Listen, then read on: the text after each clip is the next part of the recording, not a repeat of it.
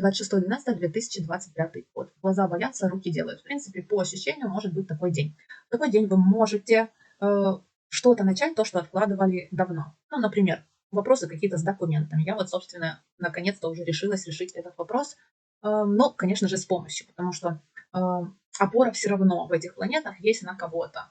Возможно, на кого-то старшего или более авторитетного. То есть Сатурн – это тот, кто старше вас и авторитетнее вас, ну, там, начальник или вышестоящие структуры. То есть вы сами не решите, или вам нужен совет от нотариуса или адвоката. То есть вполне можно в такие дни решить какие-то вопросы с документами. И желательно, конечно, чтобы все документы у вас были готовы в отношении вообще любых сфер, потому что вдруг, если вас попросят предъявить что-то, а у вас будет, ну как, не будет подтверждения, то, скорее всего, это может вызвать в новых рамках какие-то недопонимания. Вот. Хотя это на самом деле вопрос двоякий, как к этому относиться и что с этим делать.